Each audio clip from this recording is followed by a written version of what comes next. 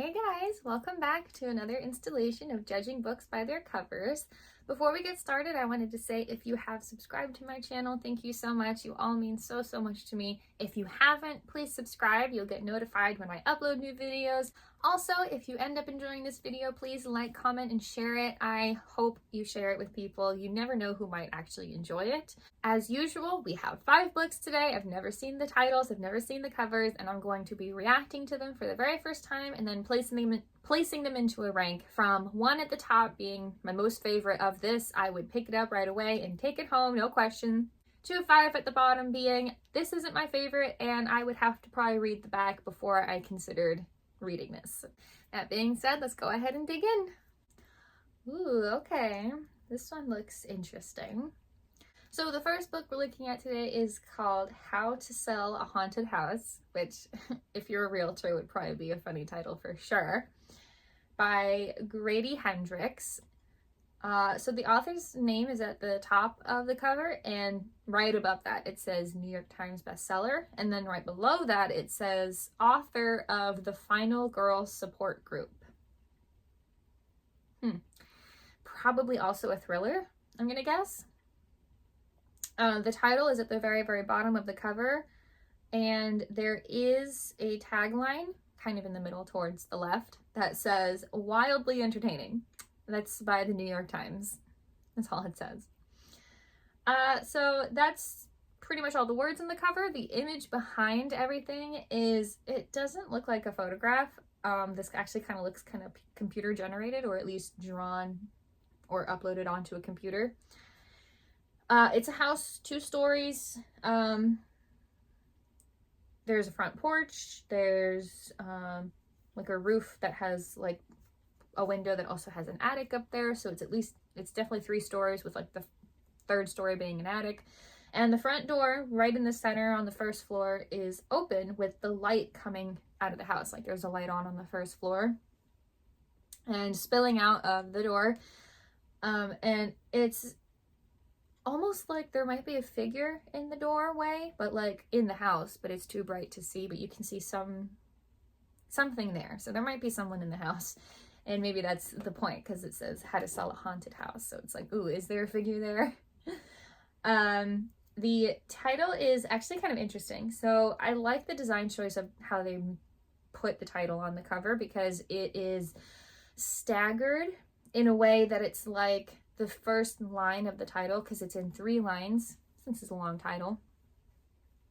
The first line of how to sell is like all the way in the background, and then haunted, the second line, is in the middle, and then house is at the foreground, like closest to us. Almost like the title is on the ground itself, and then like we're just looking as it goes back at each line. And the really cool part about that is the light spilling out from the house behind it is casting shadows on each line. And so you get to see all of the letters casting different shadows on the ground. So it's integrated into the image, which is pretty cool. I like that design choice. I don't know. This doesn't really feel like something I would pick up right away. Without looking too closely, I just see the house. You know, I have to look really closely to see that there may or may not be a figure or person in the doorway. So it doesn't really catch my attention very fast. I do like the concept, so I'm not opposed to it. So I think I'm going to put this one at number 4. So the next book we're looking at today is called Heated Rivalry. It doesn't really give you much context, but it does give you something, right? The title is at the top of the page, and then the author's name is Rachel Reed. Why does that name sound familiar? I don't know. The author's name is at the very bottom of the cover, and right above that it says USA Today bestselling author. And then a little bit above that there is a review quote that says, "The book that got me into hockey romance." Well, I guess we can guess what this book is about now based on that quote, and that is by NPR's Weekend Edition. So someone on NPR Weekend Edition said that. So that's all the words on the cover. There's no tagline. The image is underneath the title, so the title isn't overlapping the image at all. We're looking at definitely a drawing of some kind, whether it was done by hand or on a computer. It's definitely a drawing of a close-up of two people on an ice rink, a hockey rink specifically, because you can see the lines dedicated to the game itself. And there are two players, and there's literally, like, the puck is on the red line, and they have their sticks and they're ready to go. Like, it's like almost into play, if you get what I mean. Almost in play. Like, they both have their sticks like right there ready to hit the puck. And they clearly both play for a different team. One of the players, a guy, is wearing red and blue and white, and then hockey skates. I'm not gonna go crazy detailed on like what kind of uniform it looks like. And then the other player, another guy, is wearing yellow, black, and there's a little bit of white, like some white stripes in there, but mostly yellow and black, and then hockey skates. And they're both looking at each other, like they're down and they've squatted down, they're ready to hit the puck, but they have lifted their heads up and they're looking at each other. They're facing each other. So it's, without having that review quote, I would have guessed that this is a romance. Heated rivalry doesn't always mean romance, but I don't know. It's the way the art is done is how I've seen other romance books do their art, so that's probably why I would have guessed romance. But it seems really cute. Hockey is one of the few sports I like. I'm not your typical sports person. I'm a theater person. I'm more into the arts, but there are a couple sports that I do like, and hockey is one of those, so I could see myself reading it for that reason. I'm not typically one to pick up romance books that involve a lot of sports, I think. Maybe just one or two, but it's not something I always go for. But this does seem very cute. So I would want to, like, definitely pick it up and read the back. And there is a good chance that I would want to read it, but not guaranteed. Like I said, I don't always go for books that are mainly about sports and romance, so kind of iffy on that area, even though I do like hockey. So I don't know. I think because I'm kind of in the middle about it, even though I would be more likely to pick it up, I don't know, I'm feeling number 2 or number 3, but I don't know. I think I'd be happy with it at either ranking, but I don't know. You know what? It seems really cute. The more I look at the cover, the more I'm like, yeah, this would probably be really adorable of the two players on two different teams, like having this intense rivalry and then completely falling for each other. That seems adorable. So yeah, I'd probably want to read this. So I'm going to put this one at number 2. Okay. I see the author's name first, and then I look at the title and I'm like, that is not what I would have expected, but I'm very curious now. The next book we're looking at today is called The Last Days of Marilyn Monroe, a true crime thriller, which always fun. And the author is James Patterson. I had never thought he would write about a real person and possibly something based on real events, because I've read some of his stuff before, like, you know, like typical, like a made-up character, and then here are the cases that they deal with, you know, like Alex Cross, like that kind of stuff. So that's why I was like, I saw James Patterson and then I saw the title and I was like, those are not two things I would have put together. But there's also a second person involved in this book. It says James Patterson, and then in smaller font underneath that it says, and Imogen Edwards Jones. Yeah, those are all the words on the page. The author's name, both authors' names are at the top of the cover. And then the title of the book is at the very, very bottom, but it takes up like half the cover, honestly. And then there's just an image, honestly, black and white photograph of Marilyn Monroe. Simple, really simple cover. Like, the rest of the cover is black, and then there's a black and white photo of Marilyn Monroe right in the middle. But we only see her from like the waist up. So, and she's very, very dressed up. Like, her hair is done and curled. She's got really big, like, blingy earrings on and a black dress. I'm guessing black is black and white. It could honestly be just any dark color.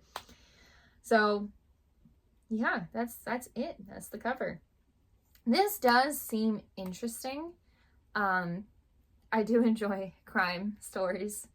I'm not as into true crime as many people are. I've heard the jokes and know that there's a lot of people into true crime, like to an excessive amount. I wouldn't go there for myself personally. I do not fall asleep to true crime, but I do enjoy it. So I would see that, like read, oh, it's Marilyn Monroe, her last days, and true crime. I would be like, okay, that definitely would be something I'd be interested in. But at the same time, it doesn't really feel like, oh yeah, I'd pick this up and like I'm incredibly curious. So I think I feel good putting this one at number 3. So that means that the last 2 books will be going in either slots 1 or 5 of our rank for today, and let's see what happens. Wow. The next book we're looking at today is a little scary, actually. The next book we're looking at today is called King Sorrow.